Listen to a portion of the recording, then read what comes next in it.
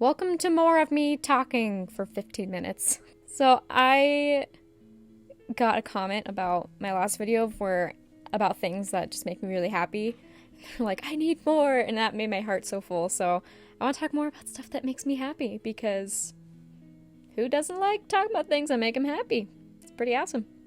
The first thing I have is lemon stuff, like lemon bars or lemon candies, or we actually had lemon cake the other day.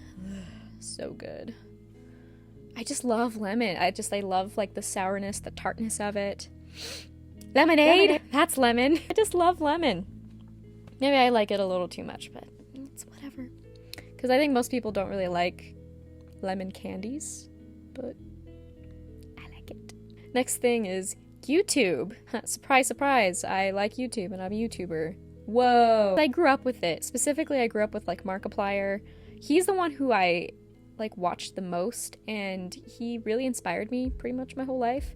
There was a time in junior high where I wanted to start YouTube. I even recorded like a Minecraft Let's Play because I wanted to give something a shot, but I was way more nervous back then, so I deleted it. I didn't do anything with it. I recorded a few like singing videos, but they're gone now because I was embarrassed. No one needs to see that. But yeah, I always loved YouTube. I loved the YouTubers I watched. I mean, specifically Markiplier, because I tend to like, when I find one, I hyper focus on it and I just watch them for forever and ever. And I still watch Mark to this day. I've been watching him for like, well, since he started his channel basically in 2012, so 10 years? No. 9. I can't count. I'd always have this thing too where whenever I'd find one, and I did this with him and other people I watched, but I'd go back and watch every single one of their videos. I had so much more time on my hands in junior high. Because I had no social life, so yeah, I cannot believe how dedicated I was. Because I've seen most of like Mark's videos, but I haven't seen all of them. And I don't do that with all other YouTubers. I don't even have time for that anymore. So I love YouTube.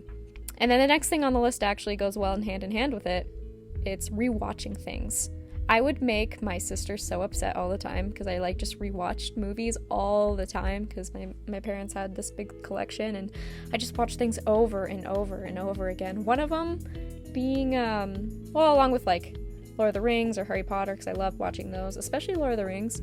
But I loved this one movie. It was Another Cinderella Story with Selena Gomez. There was a point where I could recite every single line of that movie, and I remember years later I watched it and I couldn't remember the exact lines, but I could like remember like generally all those lines. Like I'd hear them and it sounds so familiar because it's just so deeply ingrained into my brain. That's so funny.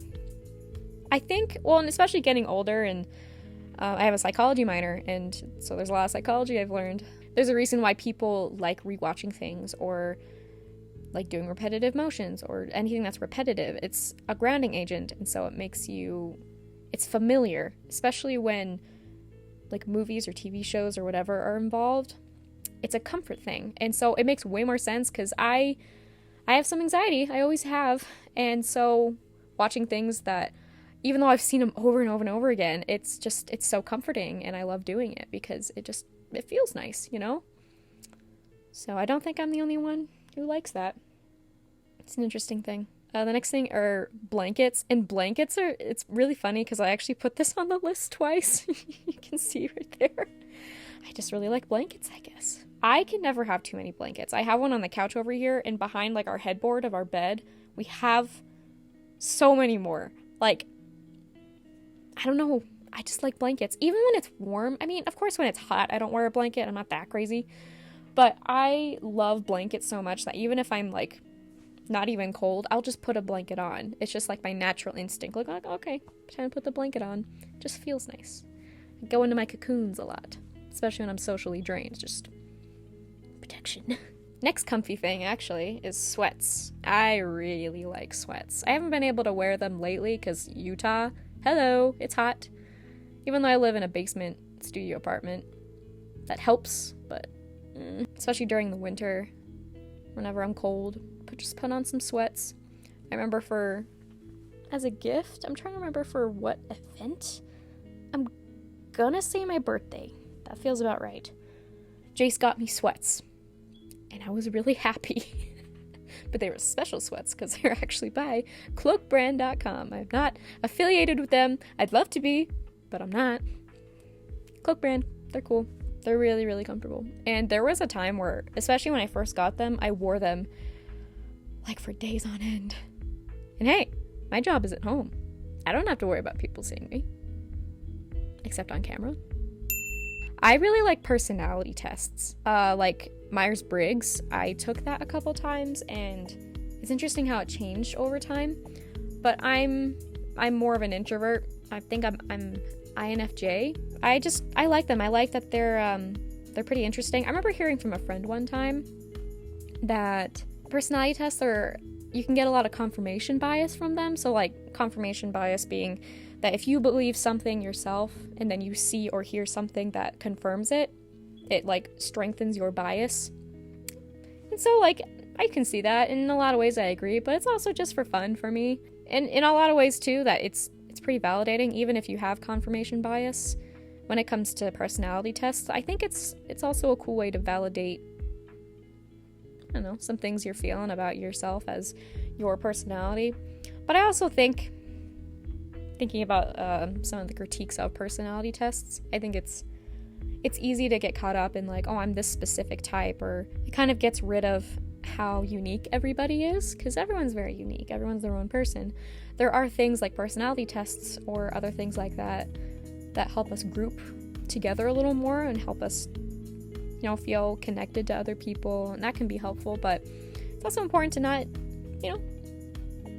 get caught up in it and remember what your unique talents and abilities are and personality. So something to keep in mind. I really like dark chocolate. I remember growing up, I'd eat milk chocolate all the time, and I was a sugar fiend. Like, talking about that, every time we'd go to the store, I'd ask for like 3 specific kinds of candies in like big bag form.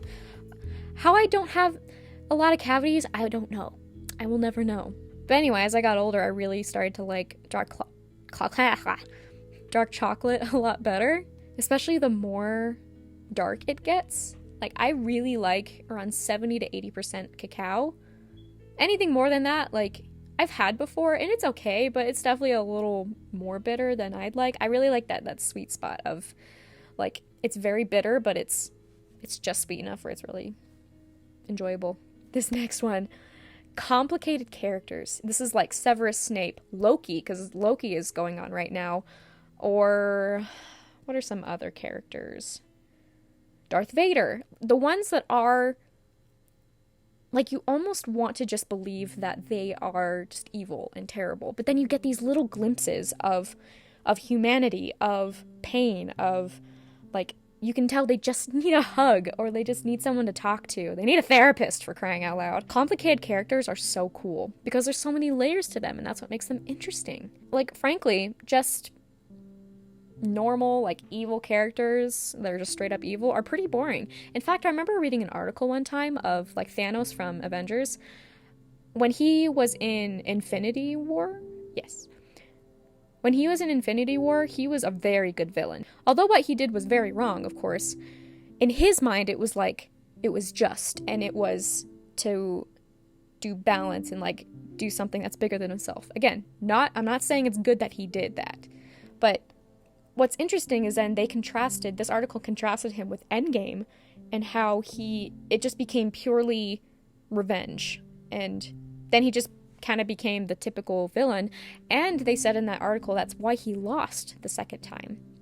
Sorry if you've never seen it.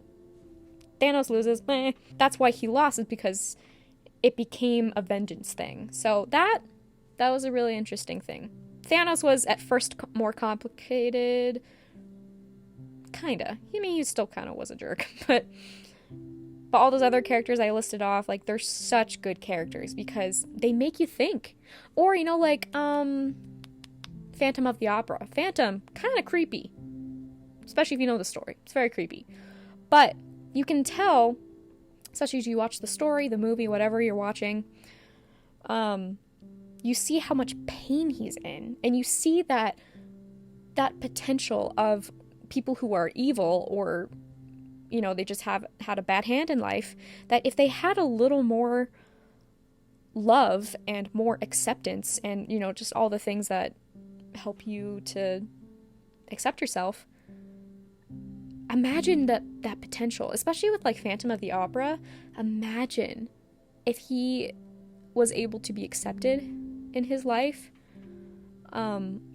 He would have gone to be a fantastic composer, like world renowned, I'm sure, internationally renowned, because it's obvious in the story, like, he was fantastic. Like, music was his skill. He was a prodigy at it. So I really like complicated characters because you see what could have been, and it's like a little painful, but it's a little bittersweet. You know what I mean? Next one are antique shops. I just like them because it's like looking into little pieces of history. I like them. I actually, a while ago, I got an antique. Of course I got an antique. I got a jewelry box, and it had like those hangers on it, and I've been wanting one of those for a long time. And it was like $16. And it's like, not only do you find cool stuff, but you also find it cheaper at antique shops. But then again, you also see like little pieces of history, or just, you know, you see the things that your parents grew up with, or your grandparents, things like that. Every time I go to an antique shop, I always get something, pretty much. Because I went to one a while ago, and I got a necklace, and it's very pretty. And I'll show pictures of both the necklace and the jewelry box. I love stickers. Stickers make me so happy. This is actually a fairly new thing, because I've been following a lot of small businesses on TikTok, and I've gotten so many stickers. We're setting more of a monthly budget because I went a little crazy this last month or so, which is okay. I was running out, so it's nice to buy in bulk, and it was pretty fun. But I love them. They're just cute little, they're like little pieces of personality. Like, you can bring something to life. Like, I've covered my water bottle in all the stickers, and including some of the ones I've gotten from small businesses. It's just, I love how it can light up whatever you're putting them on, because I like doing journaling, and I used to just like write things down and then draw lines, and then, you know, do to-do lists and things. It was never very colorful or anything, but I've really gotten into putting stickers. So I have like this box back here is full of stickers. Not full, but it's got a lot of stickers in it. And I just love using it for journaling because it adds that little piece of personality, a little bit of color, a little bit of creativity. Because I'm not really much of a drawing artist. I don't know. There are sometimes I feel like doodling, but it's just not that often. And so stickers are a really great way for me to add that bit of creativity, but not have to, I guess, work too hard for it. So, yeah. Stickers just make me so happy. They're so cute. And especially all the different styles of it, like I've seen on TikTok as I've been following more and more. I love earlobes. Is that weird? That's probably really weird. I would like, because my mom has unattached earlobes, and when I was a kid, I'd go like this, and I'd just play with them. It's probably really weird. There's probably not anyone else who likes earlobes. Unless there is. In which case, neat. But I play with like Jace's sometimes, and he just kind of looks at me like, what are you doing? Then my last thing are tiny things. Like those tiny red cups. Like those red Solo cups. Or I've seen those videos of people who like cook tiny meals. Or just like, it's like tiny versions of things. It's not necessarily tiny things, but just like small versions of things. And I just think they're so cute. And like, I'm a small person, and so every time I hold things like that, and I'm like, oh, it's proportional. So that is it for today, and that is actually everything on my like things that make me way too happy list. If I think of more, I'll of course make more videos, because these are like talking about things that make me happy. So let me know if any of these things make you happy, and what else makes you happy, because I like seeing those kinds of things. They make me smile. So if you like this video, make sure to give it a like. If you haven't subscribed yet and you would like to be part of this, I would love it if you subscribe and join the community. And hit that bell so that you can know when I've made a new video and you can be the first one to see it. And remember to leave those comments. And I hope you're having a fantastic day. And that's pretty much it for right now. I love you guys. I'll see you later.